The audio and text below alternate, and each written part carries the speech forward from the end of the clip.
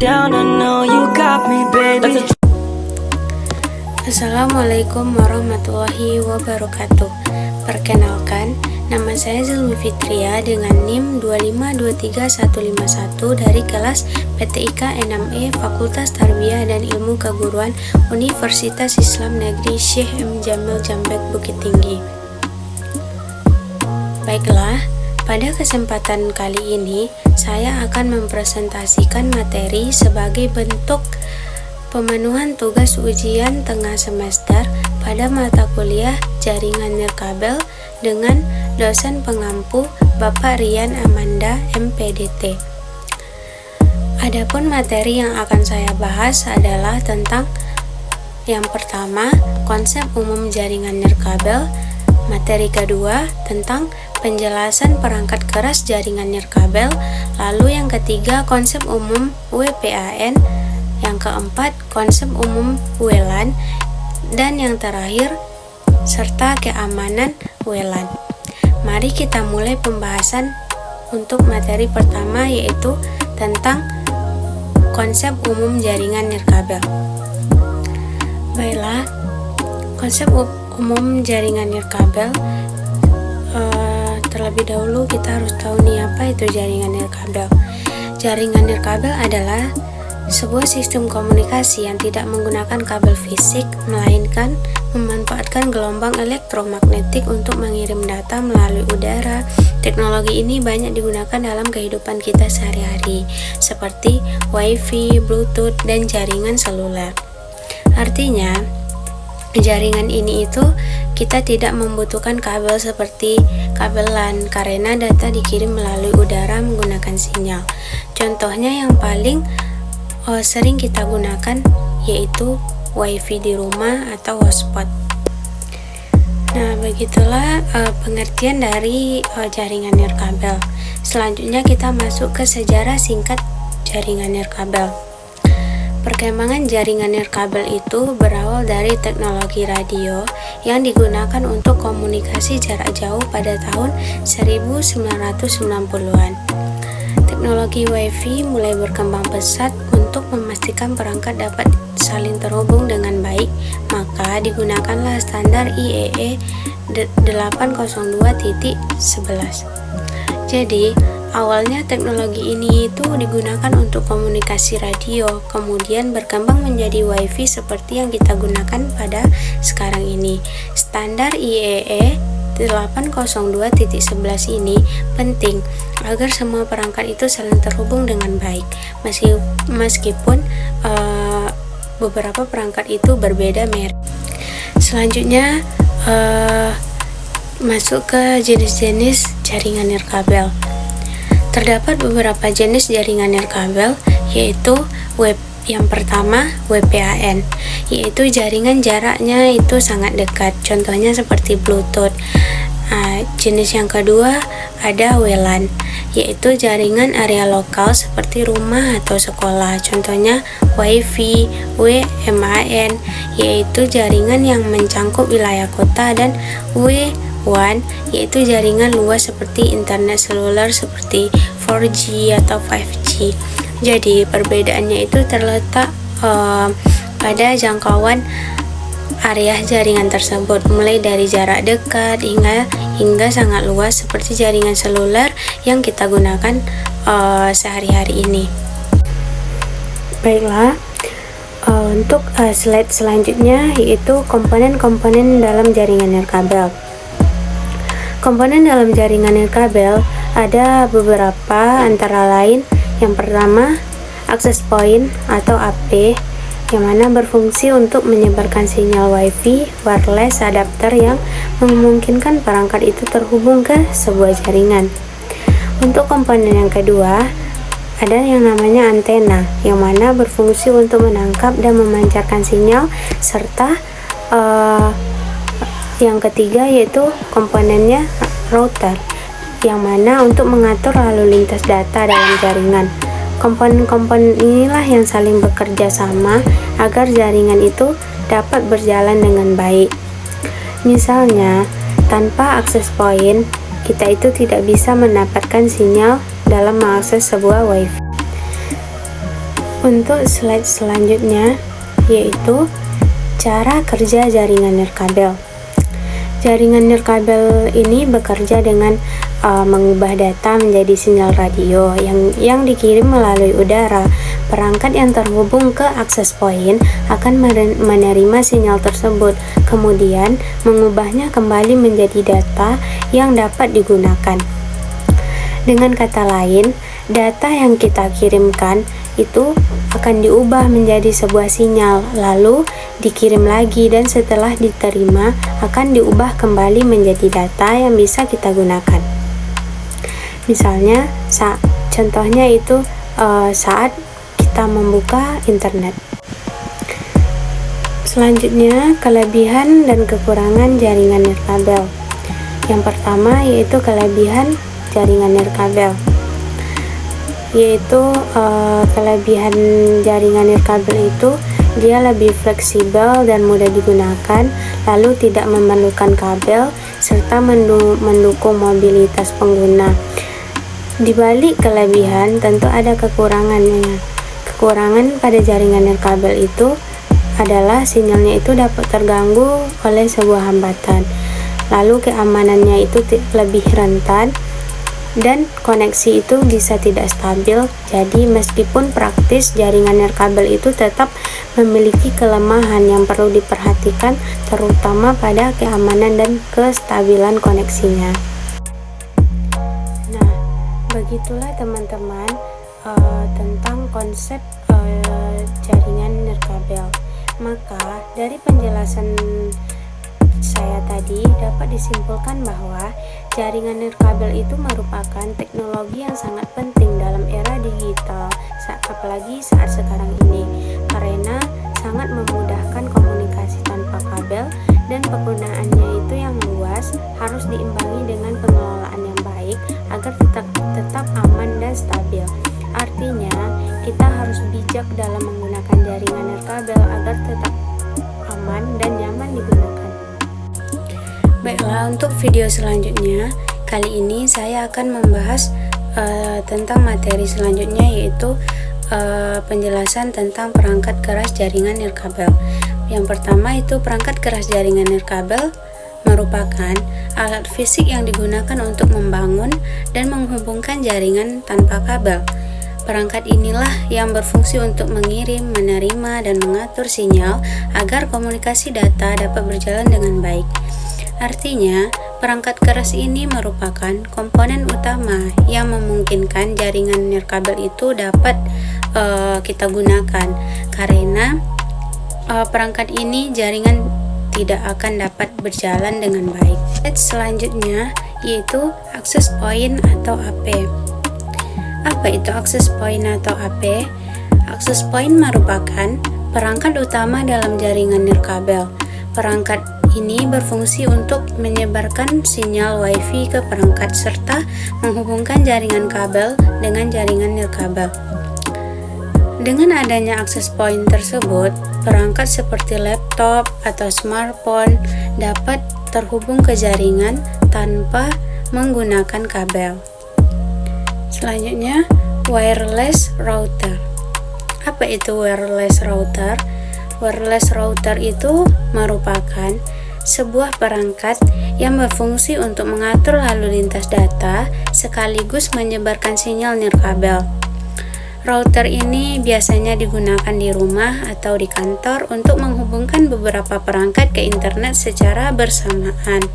Jadi, router tidak hanya menyebarkan sinyal, tetapi juga mengatur data agar koneksi itu tetap berjalan dengan baik. Selanjutnya, wireless adapter. Wireless adapter ini digunakan agar sebuah perangkat itu bisa terhubung ke sebuah jaringan nirkabel. Perangkat wireless adapter ini bisa berupa perangkat internal atau eksternal. Contohnya itu seperti USB dan umumnya terdapat pada laptop, smartphone, dan komputer. Tanpa wireless adapter, perangkat tidak akan bisa menerima sinyal WiFi. Selanjutnya juga ada antena, yang mana antena ini berfungsi untuk memancarkan dan menangkap sinyal radio dalam jaringan nirkabel. Kualitas pada antena sangat mempengaruhi kekuatan dan jangkauan sinyal yang dihasilkan. Selanjutnya itu ada juga radiator atau range. Radiator atau range extender digunakan untuk memperluas jangkauan sinyal Wi-Fi. Perangkat ini bekerja dengan menerima sinyal lalu memancarkannya kembali, sehingga cocok digunakan di area yang sulit terjangkau sinyal. Contohnya, digunakan di rumah yang luas atau bangunan yang bertingkat. Itulah penjelasan tentang perangkat keras pada jaringan nirkabel, yaitu ada beberapa perangkat keras dalam jaringan nirkabel. Dengan penjelasan saya di atas dapat disimpulkan bahwa perangkat keras jaringan nirkabel ini sangat memiliki peran penting dalam mendukung koneksi tanpa kabel. Setiap perangkat itu memiliki fungsinya yang berbeda-beda, mulai dari penyebaran sinyal hingga penguatan jaringan, sehingga semuanya harus bekerja sama agar jaringan itu berjalan secara optimal. Artinya, semua perangkat tersebut saling melengkapi agar jaringan nirkabel dapat berfungsi dengan baik. Baiklah, untuk selanjutnya, saya akan membahas tentang materi selanjutnya, yaitu konsep umum WPAN atau Wireless Personal Area Network. Baik, yang pertama, kita harus mengetahui dulu pengertian dari jaringan WPAN. Jadi, jaringan WPAN-nya atau Wireless Personal Area Network adalah jaringan nirkabel dengan jangkauannya itu sangat dekat yang digunakan untuk menghubungkan perangkat pribadi. Biasanya itu digunakan untuk komunikasi antar perangkat dalam jarak beberapa meter saja. Artinya, WPAN ini digunakan untuk kebutuhan pribadi dengan jarak yang sangat terbatas. Contohnya yaitu seperti kita menghubungkan perangkat dalam satu ruangan. Dan adapun karakteristik pada jaringan WPAN ini yaitu ada beberapa karakteristik, diantaranya yaitu yang pertama memiliki jangkauannya itu pendek sekitar 1 hingga 10 meter. Lalu konsumsi pada dayanya itu sangat rendah, kecepatan data relatif kecil, serta digunakan untuk perangkat pribadi. Jadi, jaringan WPAN lebih fokus pada efisiensi energi dan penggunaan sederhana dibandingkan dengan kecepatan tinggi atau jangkauannya yang luas. Selanjutnya, teknologi yang digunakan dalam jaringan WPAN. Apa saja teknologi yang digunakan dalam jaringan WPAN tersebut? Yaitu diantaranya itu ada Bluetooth. Bluetooth digunakan untuk mentransfer data agar perangkat infrared yang menggunakan cahaya untuk komunikasi jarak dekat, dan Zigbee yang digunakan untuk perangkat IoT dan sensor. Maka teknologi inilah yang banyak digunakan dalam kehidupan sehari-hari, terutama untuk perangkat pribadi seperti handset, remote, atau perangkat pintar. Selanjutnya, cara kerja jaringan WPAN. Jaringan WPAN bekerja dengan menghubungkan sebuah perangkat itu menggunakan gelombang radio atau inframerah dalam jarak dekat. Perangkat itu akan saling berkomunikasi secara langsung tanpa memerlukan jaringan besar seperti internet. Dengan kata lain, perangkat dapat langsung terhubung satu sama lain tanpa melalui jaringan yang kompleks. Jadi, seperti itulah cara kerja jaringan pada WPAN. Selanjutnya yaitu kelebihan dan kekurangan jaringan WPAN. Adapun kelebihan jaringan WPAN yaitu antara lain yang pertama, itu mudah digunakan dan tidak memerlukan instalasi yang rumit.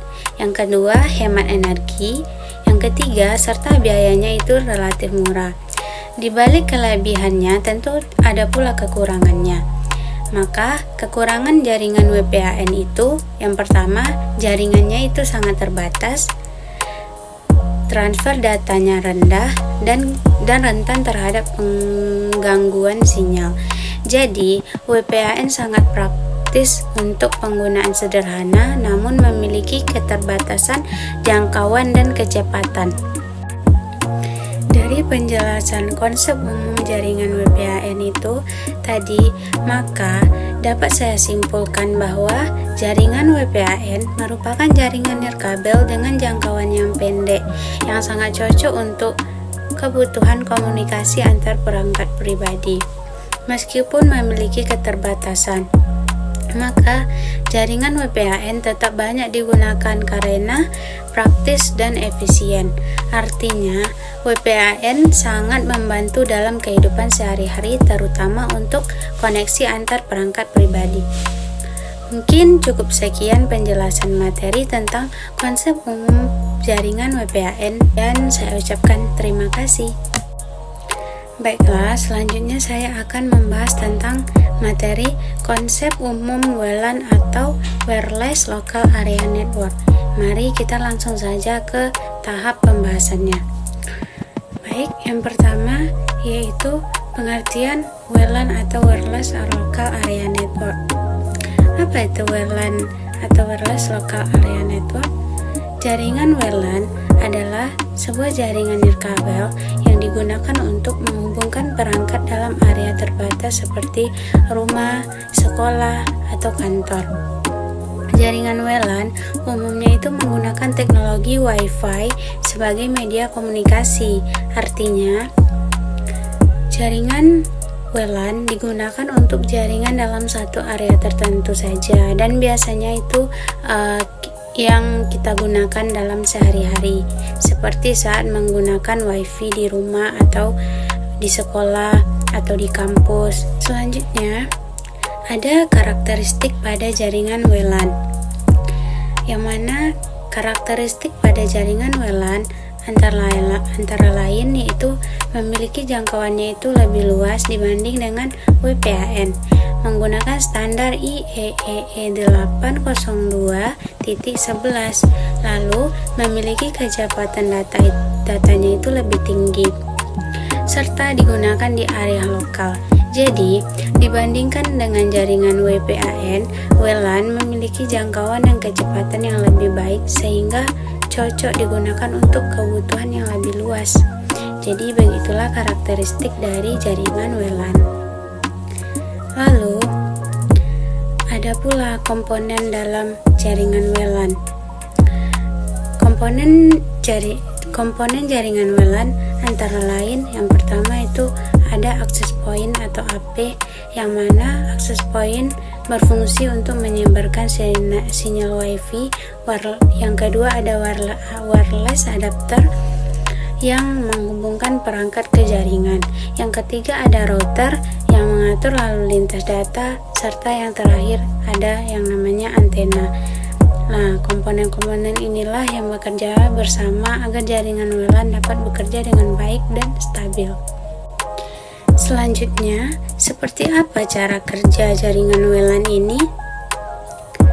Jaringan WLAN bekerja dengan menggunakan access point yang memancarkan sinyal WiFi.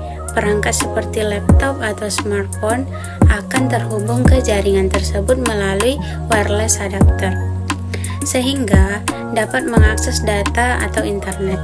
Bisa dikatakan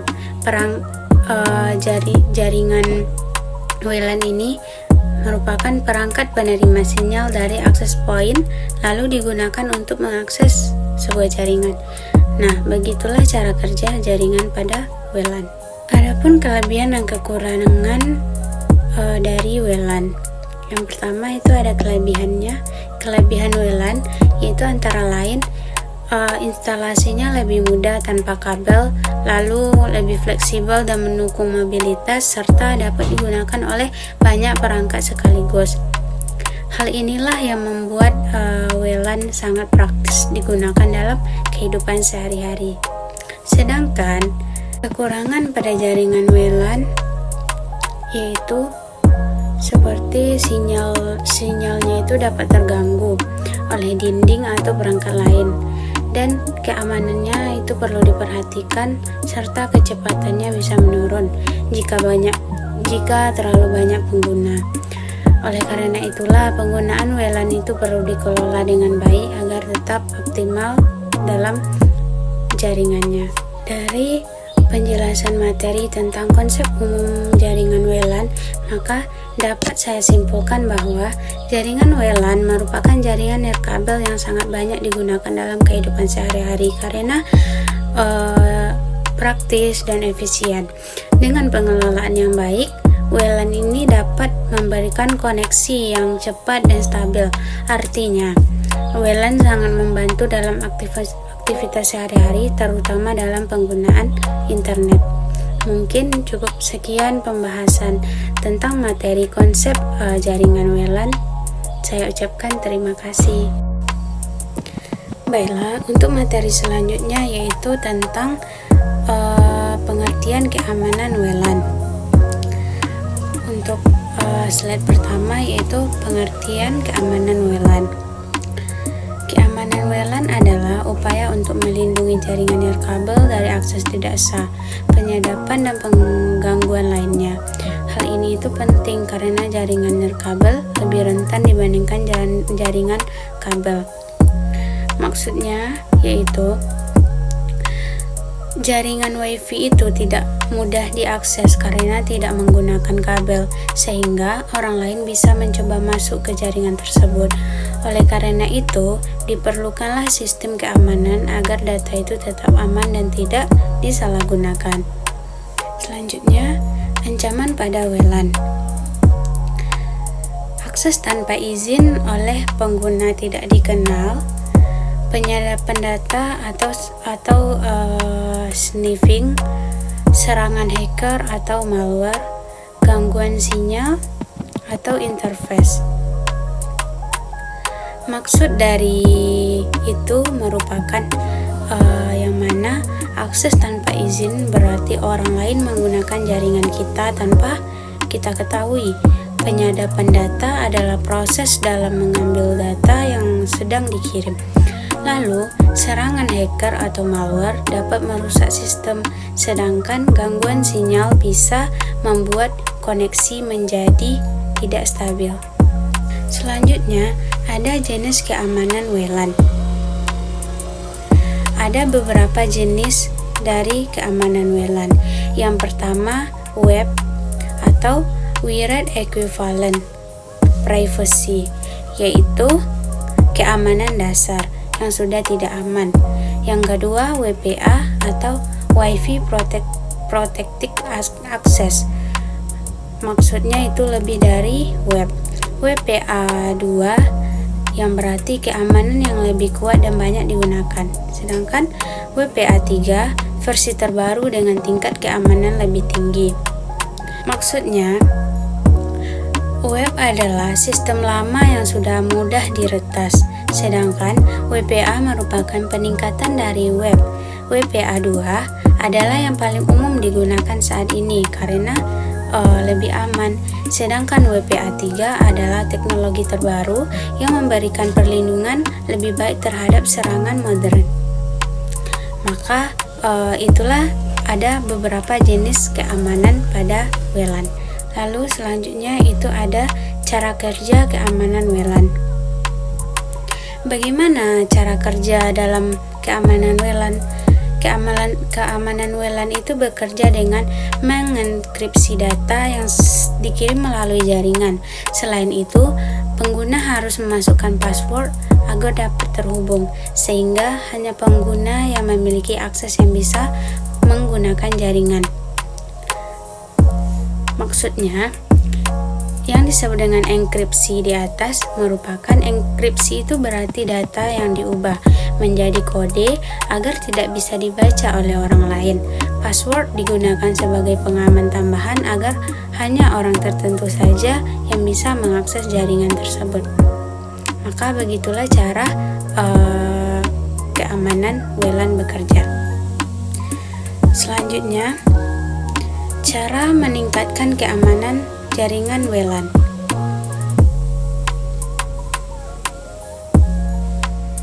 Bagaimana cara meningkatkan keamanan jaringan WLAN? Ada beberapa cara. Yang pertama, menggunakan password yang kuat. Yang kedua, mengganti SSID default, mengaktifkan enkripsi WPA2 dan atau WPA3. Yang ketiga, membatasi jumlah pengguna. Artinya, password yang kuat akan sulit ditebak. Lalu, mengganti SSID membuat jaringan tidak mudah dikenali. Enkripsi seperti WPA2 atau WPA3 itu membantu melindungi data, membatasi pengguna, juga penting agar jaringan tidak digunakan oleh terlalu banyak orang. Lalu yang terakhir yaitu dampak jika tidak aman jaringan pada WLAN tersebut. Apa dampaknya jika jaringan tersebut tidak aman? Yang pertama, data itu dapat dicuri atau disadap, lalu jaringan digunakan oleh pihak tidak bertanggung jawab, lalu koneksi menjadi lambat, risiko serangan cyber meningkat. Artinya, jika jaringan itu tidak aman, data pribadi bisa bocor, orang lain bisa memakai jaringan tanpa izin. Hal ini juga membuat internet menjadi lambat. Selain itu, risiko terkena serangan cyber itu akan semakin tinggi. Maka, dapat saya simpulkan bahwa keamanan WLAN itu sangat penting untuk menjaga data dan jaringan tetap aman. Dengan menggunakan sistem keamanan yang tepat dan pengaturan yang baik, risiko ancaman dapat diminimalkan. Oleh karena itu, maka artinya kita harus selalu memperhatikan bagaimana keamanan jaringan itu agar data tetap terlindungi dan tidak mudah diserang oleh pihak lain. Dengan demikian, dapat disimpulkan bahwa materi yang telah dipaparkan mulai dari konsep umum jaringan nirkabel, perangkat keras jaringan nirkabel, konsep WPAN, dan konsep WLAN hingga keamanan WLAN. Itu semua merupakan bagian penting dalam memahami bagaimana jaringan nirkabel itu bekerja serta bagaimana cara mengelolanya dengan baik dan aman. Setiap bagian memiliki peran yang sangat berkaitan, mulai dari dasar konsep, perangkat yang digunakan, hingga aspek keamanan yang sangat penting dalam menjaga data dan jaringan dari berbagai ancaman. Saya harap semoga materi yang telah saya sampaikan ini dapat menambah wawasan dan pemahaman kita semua mengenai jaringan nirkabel. Saya menyadari bahwa dalam penyampaian materi ini masih terdapat kekurangan. Oleh karena itu, saya mohon maaf sebesar-besarnya apabila terdapat kesalahan. Akhir kata, saya ucapkan terima kasih atas perhatian yang telah diberikan. Saya sudahi dengan wabillahi taufiq wal hidayah. Wassalamualaikum warahmatullahi wabarakatuh.